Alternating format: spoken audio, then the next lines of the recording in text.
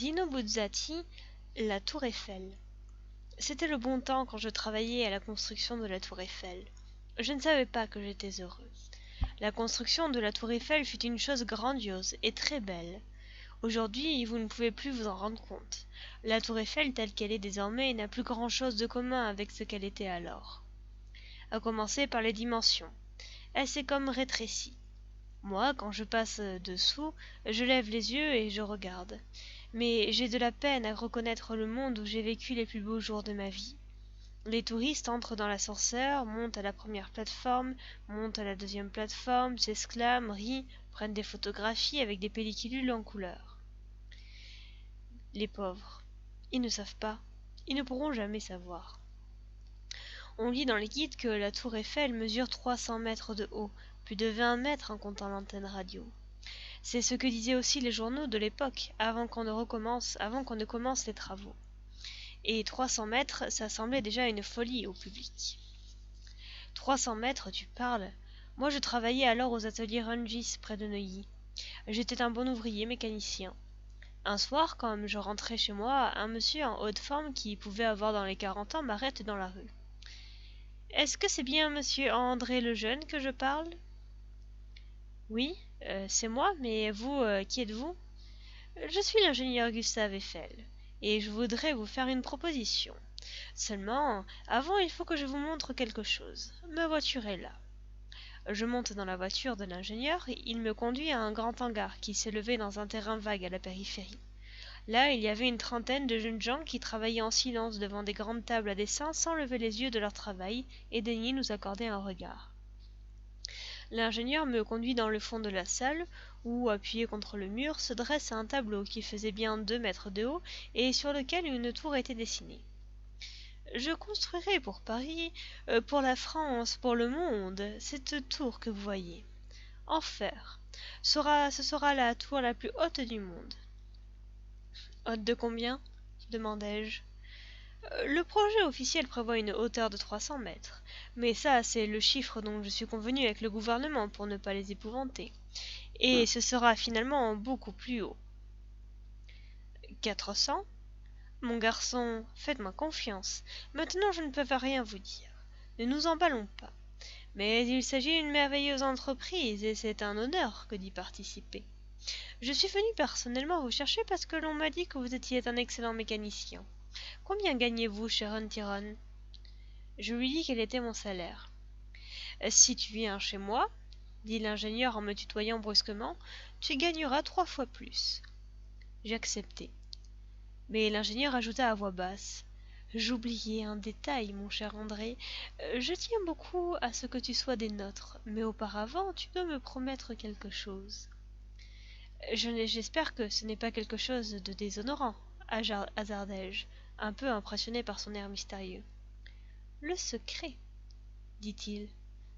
Quel secret ?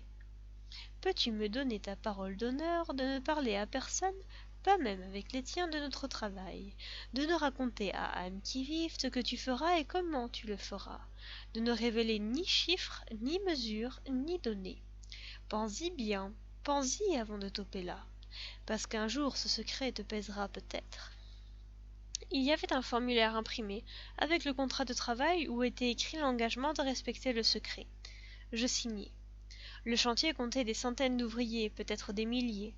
Non seulement je ne les connus jamais tous, mais je ne les vis même pas tous, car on travaillait par équipe, sans solution de continuité, et il y avait 3 jours par 24 heures. Une fois terminées les fondations de ciment, nous commençâmes, nous autres mécaniciens, à monter les poutres d'acier. Entre nous, dès le début, nous nous parlions peu, peut-être à cause du serment prêté. Mais à quelques bribes de phrases saisies par-ci, par-là, je compris que mes camarades n'avaient accepté l'engagement qu'en raison du salaire exceptionnel. Personne, pour ainsi dire, ne croyait que la tour serait jamais terminée. Ils pensaient que c'était une folie au-dessus des forces humaines. Les 4 gigantesques pieds, une fois solidement rivés en terre, la charpente de fer s'éleva pourtant à vue d'œil. Au-delà de l'enclos, autour du vaste chantier, la foule stationnait jour et nuit pour nous contempler tandis que nous joutions, là-haut, minuscules insectes suspendus à notre toile d'araignée. Les arches du piédestal furent fortement soudées, les 4 colonnes vertébrales se dressèrent presque à pic, et puis se fendirent pour n'en former qu'une seule, qui s'amincissait au fur et à mesure qu'elle s'élevait. Le 8e mois, on arriva à la Côte-Sang, et un banquet fut offert à tout le personnel dans une auberge des bords de la Seine. Je n'entendais plus les paroles de découragement. Un étrange enthousiasme au contraire s'était emparé des ouvriers, des chefs d'équipe, des techniciens, des ingénieurs, comme si on avait été à la veille d'un événement extraordinaire. Un matin, c'étaient les premiers jours d'aube, nous nous trouvâmes plongés dans le brouillard. On pensa qu'une couche de nuages bas stagnait sur Paris, mais ce n'était pas ça. Tout autour, l'air était serein. « Eh, vise un peu ce tube-là !» me dit Claude Galumet, le plus petit et le plus débrouillard de mon équipe qui était devenu mon ami. Un gros tube de caoutchouc fixé à la serpente de fer sortait de la fumée blanchâtre. Il y en avait 4, un à chaque coin de la tour. Il en sortait une fumée dense qui, peu à peu, formait un nuage qui ne montait ni ne descendait, et sous ce grand parasol d'ouate, nous continuions à travailler. Mais pourquoi? À cause du secret? Un autre banquet nous fut offert par les constructeurs quand on arriva à la Côte de Sang, et même les journaux en parlèrent. Mais autour du chantier, la foule ne stationnait plus, ce ridicule chapeau de brouillard nous cachait complètement à leurs regards. Et les journaux louaient l'artifice. Cette condensation de vapeur, expliquait-il, empêchait les ouvriers travaillant sur les structures aériennes de remarquer l'abîme qui était au-dessous d'eux, et cela leur évitait d'avoir le vertige. Grosse sottise. Tout d'abord parce que nous étions désormais parfaitement entraînés au vide. Et même en cas de vertige, il ne nous serait pas arrivé malheur, car chacun de nous portait une solide ceinture de cuir qui était rattachée au fur et à mesure par une corde aux charpentes environnantes. 250, 280, 300. 2 ans avaient passé. Étions-nous à la fin de notre aventure? Un soir, on nous réunit sous la grande voûte en croix de la base, et l'ingénieur Eiffel nous parla. Notre engagement, dit-il, touchait à sa fin. Nous avions donné des preuves de ténacité, de bravoure, de courage, et l'entreprise nous remettait une prime spéciale. Celui qui le désirait pouvait partir. Mais lui, l'ingénieur Eiffel, espérait qu'il se trouverait des volontaires disposés à continuer. Continuer avec quoi? L'ingénieur ne pouvait pas nous l'expliquer. Qu'on lui fasse seulement confiance, cela en valait la peine. Comme beaucoup d'autres, je restai. Et ce fut une sorte de folle conjuration qu'aucun étranger ne soupçonna parce que chacun de nous resta plus que jamais fidèle au secret. Et c'est ainsi qu'à la Côte 300, au lieu d'ébaucher la charpente de la coupole terminale, on dressa de nouvelles poutrelles d'acier les unes au-dessus des autres, en direction du zénith. Barre sur barre, fer sur fer, poutrelle sur poutrelle, et des boulons et des coups de marteau, le nuage tout entier en résonnait comme une caisse harmonique. Nous autres, nous étions au 7e ciel. Jusqu'au moment où, à force de monter, nous émergeâmes de la masse de nuages qui resta au-dessous de nous, et les gens de Paris continuaient à ne pas nous voir à cause de ce bouclier de vapeur, mais en réalité, nous planions dans l'air pur et limpide des sommets. Et certains matins venteux, nous apercevions, au loin, les Alpes couvertes de neige. Nous étions désormais si haut que la montée et la descente des ouvriers finissaient par prendre plus de la moitié de l'horaire de travail. Les ascenseurs n'existaient pas encore. De jour en jour, le travail effectif s'amoindrissait. Le moment allait venir où, à peine arrivés au sommet, il nous faudrait entreprendre la descente, et la tour cesserait de croître même d'1 seul mètre. Il fut alors décidé qu'on installerait là-haut, entre les travées de fer, de petites baraques pour nous, comme des nids, qu'on ne verrait pas de la ville parce qu'elles seraient cachées par les nuages de brouillard artificiel. Nous y dormions, nous y mangions, et le soir nous jouions aux cartes quand nous n'entonnions pas les grands chœurs des illusions et des victoires. Nous descendions à la ville par roulement, et seulement les jours de fête. C'est alors que nous commençâmes à soupçonner la merveilleuse vérité et à comprendre lentement la raison du secret. Nous ne sentions plus les ouvriers mécaniciens, mais bel et bien des pionniers, des explorateurs. Nous étions des héros, des saints. Peu à peu, nous prenions conscience que la construction de la tour Eiffel ne serait jamais terminée, maintenant que nous nous expliquions pourquoi l'ingénieur avait exigé ce piédestal démesuré, ces 4 fers cyclopléennes qui semblaient absolument disproportionnés. La construction ne cesserait jamais, et jusqu'à la fin des temps, la tour Eiffel continuait à grimper en direction du ciel, dépassant les nuages, les tempêtes, les sommets du Gorizankar.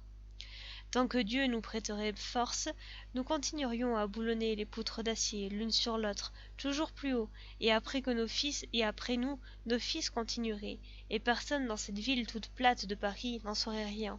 Le pauvre monde ne se douterait de rien.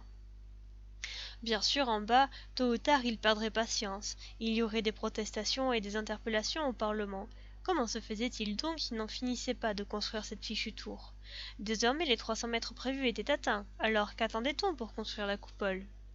Mais nous trouverions des prétextes. Nous aurions réussi, et sans aucun doute, à placer un homme à nous au Parlement ou dans les ministères. Nous parviendrions à mettre l'affaire en sommeil, les gens se résigneraient, et nous autres, toujours plus haut dans le ciel, exil sublime. En bas, en dessous du nuage blanc, un bruit de fusillade retentit. Nous descendîmes à un bon bout de chemin, nous traversâmes le nuage, nous nous penchâmes à la limite inférieure de la brume, regardant à la longue vue vers le chantier les forces de police, des gendarmes, les gardes républicains s'avançant. Il y avait là des escadrons, des bataillons, des armées, que le diable les emporte et les dévore. Ils nous envoyèrent un messager parlementaire. « Rendez-vous et descendez immédiatement !» Oh, les fils de chiens! Ultimatum de 6 heures, après quoi ils ouvriraient le feu avec des fusils, des mitrailleuses, des canons légers. Ça serait assez bon pour vous, espèce de bâtard. Un Judas sordide nous avait donc trahis. Le fils de l'ingénieur Eiffel, parce que l'aïeul était déjà mort et enterré depuis longtemps, était pâle comme un linge. Comment pouvions-nous combattre? Pensant à nos chères familles, nous nous rendîmes. Ils défirent le poème que nous avions élevé au ciel, ils amputèrent la flèche à 300 mètres de hauteur, ils y plantèrent sous notre nez cette espèce de chapeau informe que vous voyez encore aujourd'hui, absolument minable. Le nuage qui nous cachait n'existe plus. Ils firent même un procès aux assises de la Seine à cause de ce nuage. La tour avortée a été toute vernie en gris. Il en pend de longs drapeaux qui flottent au soleil. Aujourd'hui, c'est le jour de l'inauguration. Le président arrive en redingote et un chapeau haut de forme, dans la calèche impériale tirée par 4 chevaux. Comme des baïonnettes, les sonneries des fanfares jaillissent à la lumière. Les tribunes d'honneur sont fleuries de dames en grand tralala. Le président passe en revue les détachements des cuirassiers. Les vendeurs d'insignes et de cocardes circulent dans la foule. Le soleil, sourire, bien-être, solennité. De l'autre côté de l'enceinte, perdus dans la foule des pauvres airs, nous autres, les vieux ouvriers fatigués de la tour, nous nous regardons l'un l'autre, et les larmes coulent dans nos barbes grises. Ah, jeunesse. Fin